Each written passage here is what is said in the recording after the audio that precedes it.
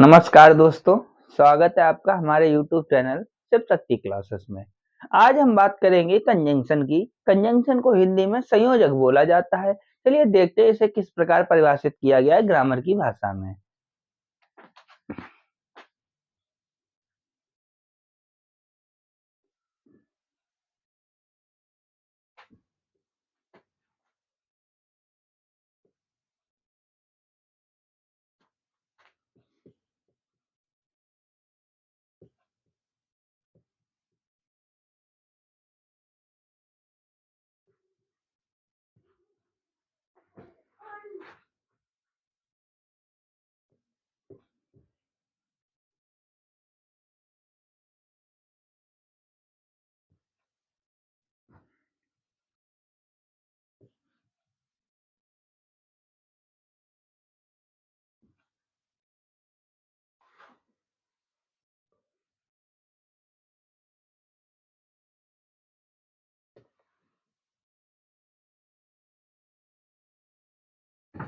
यानी कहने का मतलब ये है कि कंजंक्शन जो है एक ऐसा शब्द होता है जो दो शब्दों या दो वाक्यों को आपस में जोड़ने का काम करता है।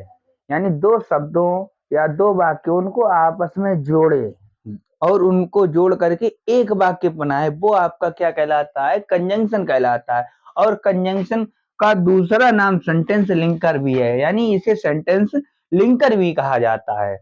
इसके टोटल ग्रामर की भाषा में 3 पार्ट होते हैं। कितने पार्ट होते हैं? टोटल 3। चलिए देखते हैं पहला पार्ट इसका क्या होता है।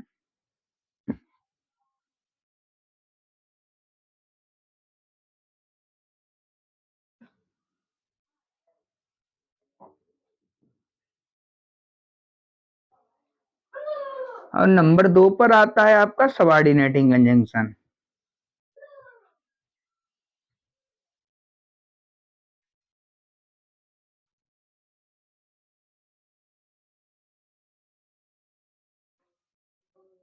और नंबर 3 पर आता है आपका कॉरिलेटिव।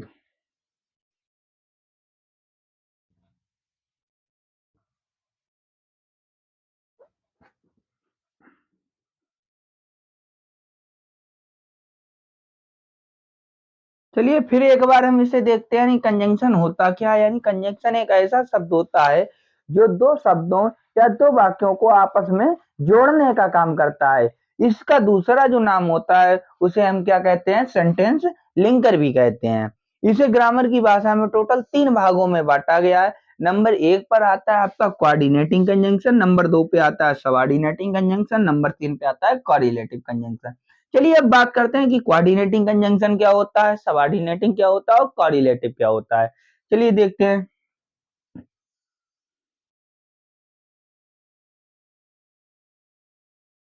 सबसे पहले हम बात करते हैं कोऑर्डिनेटिंग कंजंक्शन की।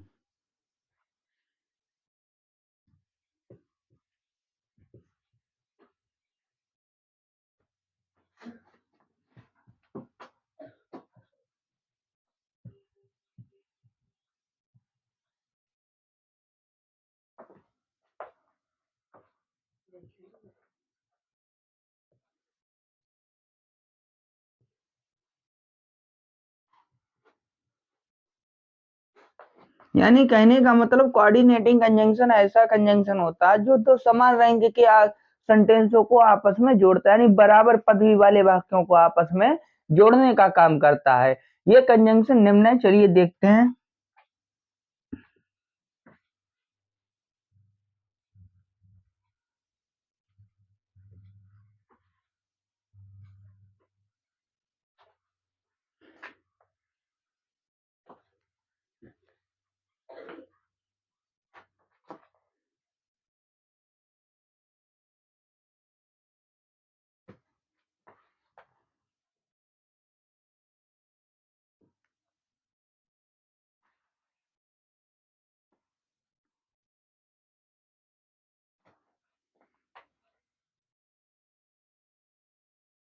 ये टोटल इतने ही कंजंक्शन होते हैं कोऑर्डिनेटिंग कंजंक्शन में, यानी फॉर एंड नॉर बट और वाई और एट।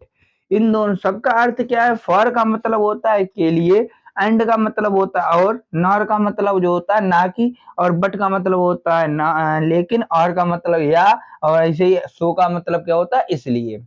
अब इसे शॉर्ट में याद करने की ट्रिक बस आपको इतना याद रखना है, कोऑर्डिनेटिंग कंजंक्शन में सिर्फ इतना आपको याद रखना है, फैन वॉइज। क्या याद रखना है? Fan wise.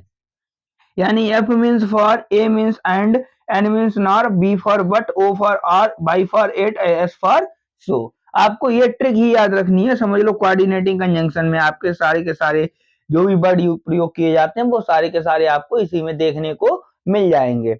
एक चीज और हम आपको बता दें, लगभग जो आपके 10th के बोर्ड एग्जाम जो आपके 18 फरवरी से स्टार्ट होने वाले हैं, उनमें एक क्वेश्चन इंग्लिश का कंजंक्शन से पूछा जाना बिल्कुल कंफर्म है, और कोऑर्डिनेटिंग कंजंक्शन से ही एक पूछा जाएगा, जो कि ऑब्जेक्टिव टाइप के जो क्वेश्चंस आते हैं उसमें फिल इन द ब्लैंक्स करके दे दिया जाता है, उसमें से ये भरा जाएगा आपका। इसी तरीके से नंबर 2 पर आपका आता है सबऑर्डिनेटिंग कंजंक्शन। चलिए देखते हैं सबऑर्डिनेटिंग कंजंक्शन।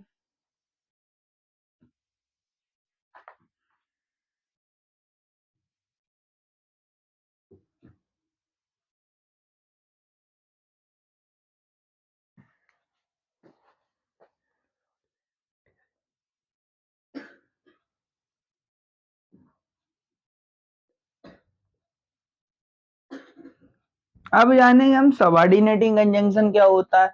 सबऑर्डिनेटिंग कंजंक्शन आपका ये होता है, इसमें जो है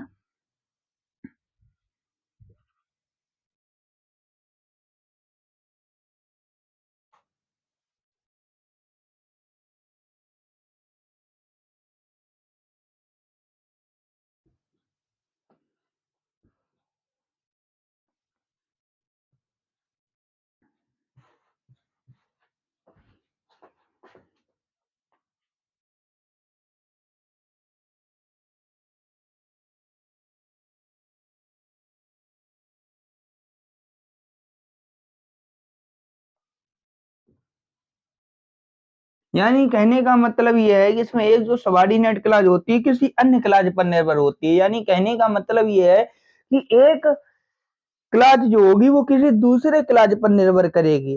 अब यहाँ पर एक शब्द पूछा है, मतलब जानकारी के लिए आपको बता दें कि सबऑर्डिनेट क्लॉज क्या होता है। सबऑर्डिनेट क्लॉज ये होता है कि ये अपने पूर्ण अर्थ के लिए, यानी अपने अर्थ को कंप्लीट करने के लिए किसी अन्य क्लॉज पर निर्भर होती है, यानी किसी अन्य चीज पर निर्भर होगी। यानी कहने का मतलब ये है कि अर्थ तो होगा लेकिन अपना अर्थ को कंप्लीट करने के लिए जो है किसी अन्य क्लॉज पर निर्भर होती है। इसमें जो है जो वर्ड आते हैं वो कंजंक्शन के जैसे that, comma till, comma if, comma where, ETC. इसमें और सारे वर्ड आते हैं, हालांकि जो मेन है वो हमने आपको बता दिए हैं, यहीं से आपका बोर्ड एग्जाम में पूछ दिया है। 12th क्लास की जो बोर्ड एग्जाम होती है उसमें जो है इस तरीके के सबऑर्डिनेटिंग कंजंक्शन से ही वर्ड को पूछा जाता है। यानी 10th क्लास में जो पूछा जाता है वो आपका कोऑर्डिनेटिंग कंजंक्शन से पूछा जाता है, और 12th क्लास में सबऑर्डिनेटिंग कंजंक्शन और कोरिलेटिव कंजंक्शन से पूछा जाता है। चलिए नंबर 3 की बात करते हैं कि कोरिलेटिव कंजंक्शन क्या होता है।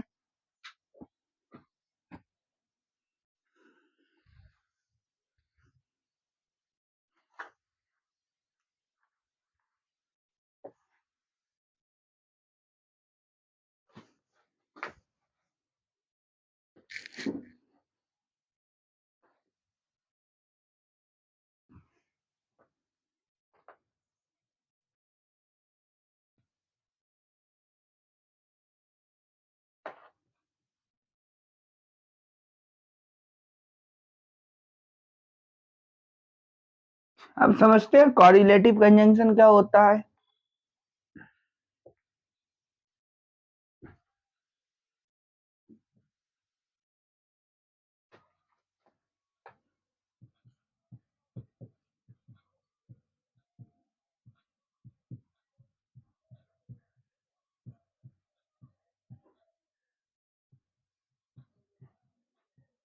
यानी इस तरीके के जो कंजंक्शन होते हैं वो जोड़े में प्रयोग किए जाते हैं। जोड़े का मतलब ये होता है पेयर में, यानी दो दो मतलब जो है उपयोग होते हैं। जैसे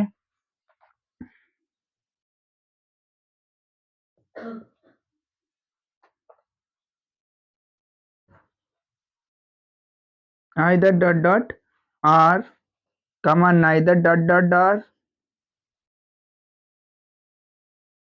comma both dot dot and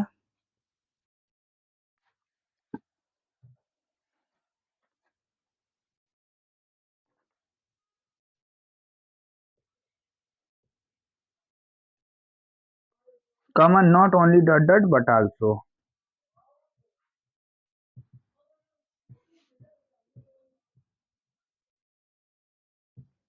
ये कंजंक्शन इसमें यूज होते हैं, यानी either dot dot or, neither dot dot or, both dot dot and और not only dot dot but also.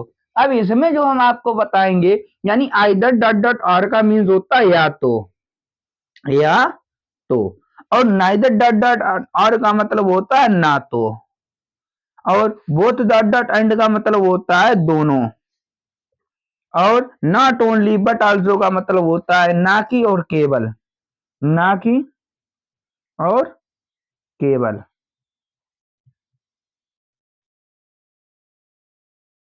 जैसे अब समझो, जैसे आइदर डॉट डॉट आर का जैसे उदाहरण अगर हम समझना चाहें तो वो किस तरीके से समझ सकते हैं, जैसे कहते हैं either you are Ram or is thief, यानी राम इज थीप, यानी या तो राम चोर है या तो तुम चोर हो। जब दो में से एक को डिस्कस किया जाए तब आइदर डॉट डॉट हम आर का प्रयोग करेंगे, और जब दोनों में से कोई भी चोर नहीं होगा, जैसे यानी कोई भी काम हो रहा है नहीं होगा, दोनों में से किसी ने भी काम वो नहीं किया है, तब हम किसका प्रयोग करेंगे, हम नाइदर डॉट डॉट नॉर का, यानी नाइदर डॉट डॉट नॉर, यानी ना तो तुमने वो काम किया ना तो तुमने वो काम किया। बोथ डॉट डॉट एंड का मतलब होता है वो काम दोनों के द्वारा किया गया है। इसी तरीके से not only dot dot but also का मतलब क्या होता है, ना कि और ना कि